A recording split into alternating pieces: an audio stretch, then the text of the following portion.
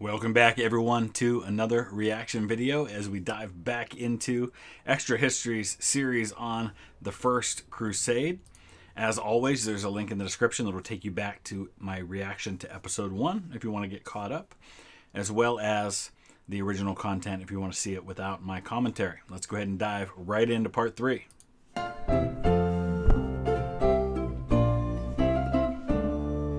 Last we left off, the disastrous People's Crusade had met its end at the hand of the Seljuk Turks, and Peter, along with the few thousand remaining of those who joined him, were hiding out in Constantinople awaiting the arrival of the real Crusaders. Today, finally, that real crusade will begin.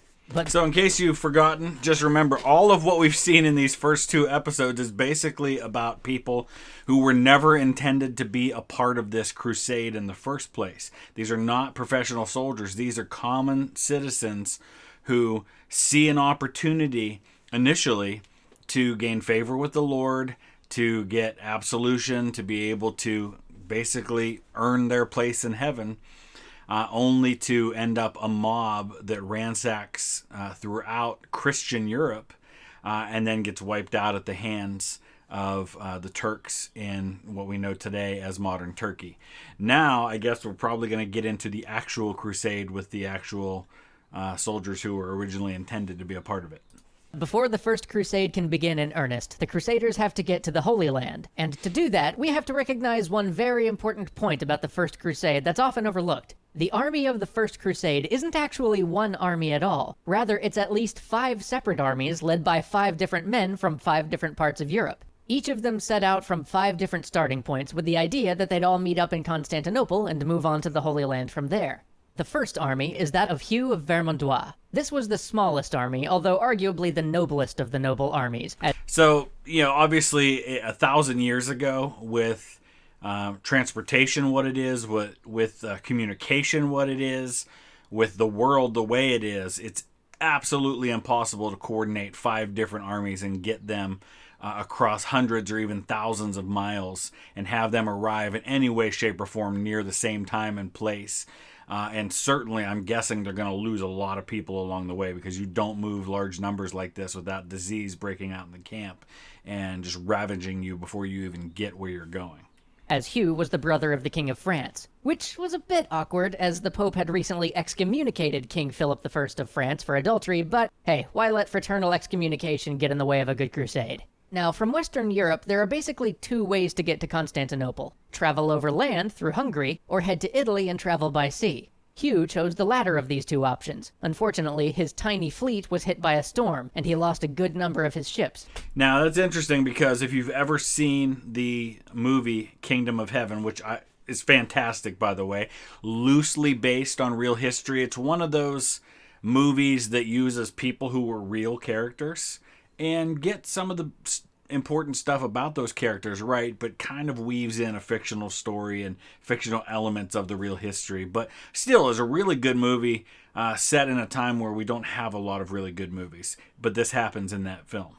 But eventually, the Byzantines fished the remaining Crusaders out of the Adriatic and escorted them to Constantinople, where Hugh promptly sent a message to the emperor that read, "Know, O king, that I am king of kings, and superior to all who are under the sky. You are now permitted to greet me on my arrival, and to receive me with magnificence, as befits my nobility." This guy is not even a king himself, and he just had the cojones to tell the Byzantine emperor, "You may welcome me, befitting my oh, wow. That's wow, that's impressive. I wonder how the Byzantine emperor is going to react to this. What choice does he have? He's the one who's desperate for these people to come and help him get his kingdom back. Needless to say, the emperor was not impressed. The second army on our list was that of Godfrey De Bouyon. He represented the German contingent of the Crusades and brought a sizable force from the Holy Roman Empire, which is only a little bit awkward as he had actually fought against the Pope when the Pope and the Holy Roman Emperor were duking it out, and in fact, he directly helped kick the Pope out of Rome, but hey, why let a few armed legions supporting the anti-Pope to kick the legitimate Pope out of Rome get in the way of a good crusade? All throughout history, you see this happening in Europe where 2 sides are enemies, and then a few years later, something happens and now they're on the same side against another enemy. There are so, this isn't the 20th century where there are a couple of dozen countries in Europe. And so, sides kind of stay pretty static with a few exceptions. There are hundreds and hundreds and hundreds of different states and nations and realms. And this is feudal times where allegiances to lords are happening, and there are vassalages and all this kind of stuff. And so very often, even up a few hundred years later, you see this in the life of Henry VIII, where Henry VIII is going back and forth between being allied with France against Spain, and then being allied with Spain against France, and then there's the Holy Roman Emperor, and who ends up being the Spanish king, and all this kind of stuff like that. He and his brother, Baldwin, leaving from only about 200 miles south of where Peter's crusade set out, decided to take the same route that Peter did. But this time, when the King of Hungary saw a group of crusaders pulling up on his doorstep, he was like, no. Not again. No. No. But after a lot of talking, the King of Hungary it's funny. You see this symbol? No. But after... With him plugging his ears, and if you're a parent, you've probably seen your kids do that, where like, oh, no, I'm not listening to you. There's actually a story about that in the Bible. And I don't know if that's the first time if that appears in writing of any kind, but I know it happens there. And it happens in the book of Acts, where you have Stephen, who's known as the first Christian martyr. I think there were others, but he's generally pointed to as kind of one of the first. And Stephen is preaching in Jerusalem, and it tells us in Acts that the men he was preaching to started covering their ears and shouting at the top of their lungs so they wouldn't hear what he was saying as they started stoning him to death. After a lot of talking, the King of Hungary finally allowed Godfrey to pass through on the condition that Godfrey's brother Baldwin and his entire family stay as hostages. After making it through Hungary without a single looting, Godfrey planned to resupply at Belgrade. Impressive. But wait, no, Peter had burnt that to the ground. Oops. Now, our poor beleaguered Byzantine governor must have been preparing himself for yet another round of terrible conflict with the Crusaders, but Godfrey's army, like a champ, managed to make it through to Constantinople with only a tiny, itty-bitty bit of pillaging. Next, we have the army of Boymond, Prince of Taranto. The force he brought was smaller than most of the others, but it was by far the best armed and the most experienced, which is a little bit awkward because most of these troops got their experience trying to conquer the Byzantine Empire 12 years before. But why let unprovoked acts of naked aggression and the near unseating of the very ruler you're now supposed to go help get in the way of a good crusade? Like I said, this would not have been as weird a thing to them as it seems to us today. It was very common to say, you know what, hey, we were fighting a few years ago, but now we're on the same side. So, after sailing across the Adriatic and a ponderously slow march across the Balkans, where their men occasionally wholesale looted the very same people they looted a decade and a half ago in the war, Boymond and his nephew Tancred finally made it to Constantinople. After Boymond, we have the army of Raymond, the Count of Toulouse. Raymond led the largest army and what can be considered the principal crusading force. As such, Raymond considered himself to be leader of the crusade, which is only a little awkward as he traveled alongside Bishop Adhemar, the papal legate assigned by the Pope as the leader of the crusade. But Raymond was also... So papal legate is someone who is a designated representative of the Pope. Again, an example from the time of Henry VIII, you have papal legate who is sent to England to represent the Pope in investigating the matter, the King's Great Matter, which is his desire for a divorce from Catherine of Aragon so he could marry Anne Boleyn. And the papal legate was sent there to investigate the matter, to represent the Pope, since the Pope himself couldn't travel to do it. Missing one eye, and stated that he hoped to die in the Holy Land, so why let a little leadership dispute get in the way of a good crusade? Raymond and his forces chose to follow the overland route to Constantinople. Unfortunately, when they got to the Balkans, they ended up passing through a lot of the same territory that Boymond did, which meant that the people there were hostile, and the land was already stripped bare. This left Raymond's gigantic force hungry and grumpy, and by this point, we all know what hungry, grumpy crusaders do. During the pillaging, Bishop Adhemar was wounded and had to stay behind for a bit to recover. What's more, Raymond was called off to Constantinople to meet with the emperor personally, leaving no one really in charge of the largest crusading army. This huge unsupervised army then managed to get itself in a tussle with Byzantine forces, and, as is the pattern, got itself routed. But eventually, Raymond's remaining men limped their way to Constantinople.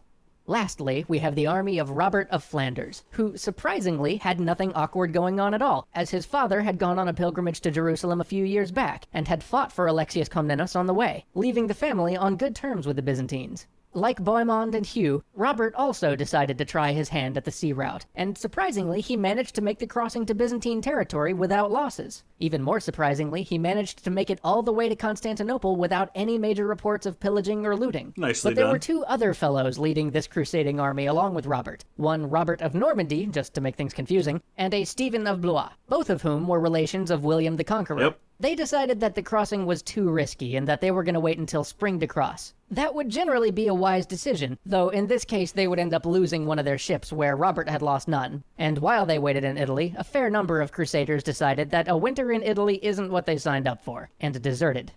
Alright, I think that's everybody. Now that all the crusaders are in I should mention, since I was waiting to see if he would mention it himself, Stephen of Blois will eventually be the King of England. He's the one that will very famously fight a civil war against his cousin Matilda, Empress Matilda, and it will be eventually Matilda's descendants who will sit on the throne as the Plantagenet dynasty. Constantinople, the real party starts. At least for the leaders of the crusade it does. You see, Alexius Comnenus, being a savvy guy, basically trusted none of these people. So he decided that before he'd ferry them across the Bosphorus, he'd get all the leaders to swear that as they crusaded, they would return any previously Byzantine territory they conquered to the Byzantine Empire. That's the entire reason Alexius got this ball rolling in the first place. And you gotta say, I mean, what's in it for them? Obviously, besides the religious component of this, but if you're a feudal lord, you're gonna be thinking beyond the religious component. That's how you can get your men to follow you. But what's in it for me? If I'm at my expense bringing my army to help you win territory back for your empire, what's in it for me? After all. As you can imagine, this didn't sit well with some of the crusading leaders, so Alexius decided to talk to them privately, one by one. It turned out that Hugh, in this as in most things, was a bit of a pushover.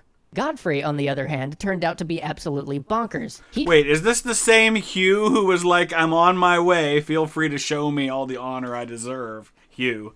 Interesting. Just straight up refused to go to the imperial palace to meet with Alexius at all. So far as I can tell, he didn't really give any reason for this either. He had come all the way to Constantinople, and now he just sat outside doing nothing.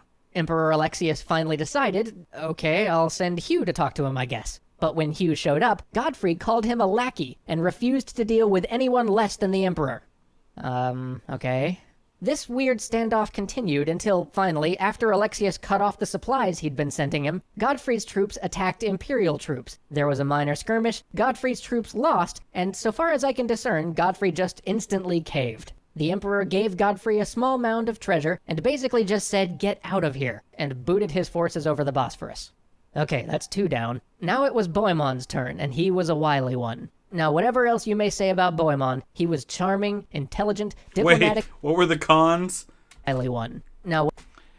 Halitosis, so he's got bad breath, and kind of a you-know-what. Interesting. Whatever else you may say about Boymond, he was charming, intelligent, diplomatic, and shrewd. Alexius knew that Boymond probably wasn't there just out of crusading zeal, as this was the same Boymond who had tried to dethrone him a few years ago.